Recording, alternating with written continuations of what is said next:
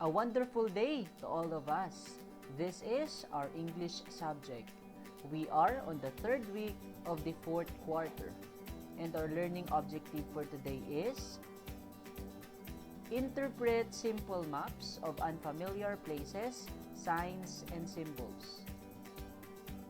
Before we proceed to our new lesson, let us review our past lesson with a direction. Encircle the adverbs of manner in each sentence. For sentence number 1, come here quickly, you must see this. The adverb of manner present in sentence number 1 is quickly. Number 2, Vincent cautiously put the vase on the table. The answer is correct, cautiously. Number 3, Rose was so surprised. Her new apartment was beautifully decorated. The adverb of manner present in sentence number 3 is beautifully. Number 4, the dog silently eats the food on the table. The answer is correct, silently. Number 5, Andre bravely defeated his opponents during the competition. The correct answer is very good. That is bravely. All of the encircled words are examples of adverbs of manner. Our new lesson for today is all about simple maps of unfamiliar places, signs, and symbols. Symbols are small pictures that stand for different features on a map. A symbol is often drawn to look like what it represents. For example, a triangular shape is often used to denote a mountain, while a forest could have a little shapes that look like trees. So these are examples of signs or symbols that we can see on the maps. A map is a diagram or other visual representation that shows the relative position of the parts of something. This is an example of a map with the presence of signs or symbols such as mountains, forest, houses, and lake. Another feature of a map is what we call a compass rose that shows direction. This is an example of a compass rose which we can use to locate our position. Our primary directions are the north, the south, the east, and the west. So these four are our primary directions, while our secondary directions are northeast, southeast, southwest, and northwest. For our first activity, we have a direction. Study the community map and answer the questions that follow. In this activity, let us use this compass rose to answer the following questions. For the first question, based on the map, what place is at the south direction?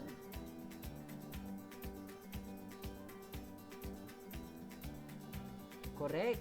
That is the fire station. This is the fire station. Next number 2. What place is at the north of Romy's house? This is Romy's house. So what is on the north of Romy's house? That is, good job, Jenny's house. This is Jenny's house. Number 3 question. Whose house is at the northeast part of the map?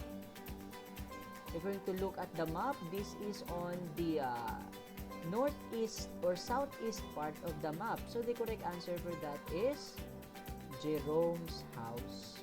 Number 4. If you are from Romy's house, what street do you need to cross when going to the playground? This is Romy's house and this is the playground.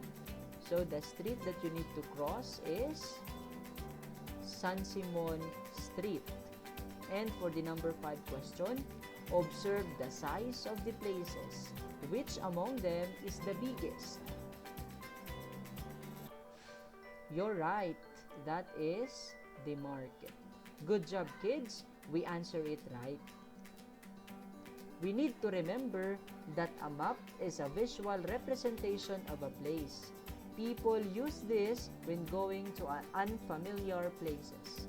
We need to learn about interpreting maps so we will not get lost along the way in going to unfamiliar places. A compass rose is one of the features in a map that shows direction. For our last activity, let us answer what I know. With a direction, let us examine how well you know about map symbols. Identify the following pictures, then write the correct letter on the space provided. The first picture represents... Very good. It's letter B. It represents the school. The second picture represents... You're right. That is letter E. It represents the mountain. The third picture represents... Correct. It represents the river. The fourth picture represents... You're right. It represents a police station. Number 5. That picture represents... Correct. It's letter C, the grocery or the market. And the number 6 symbol represents... Very good. It's letter G. It represents our homes. And the last picture or number 7... Correct. That is letter D. That symbol represents the fire station. Thumbs up to all of you who got the correct or perfect scores on this activity. And for your assignment, I want you to answer what's more with a direction. Study the map below. Read each sentence, then write T if the statement is true and F if it is false.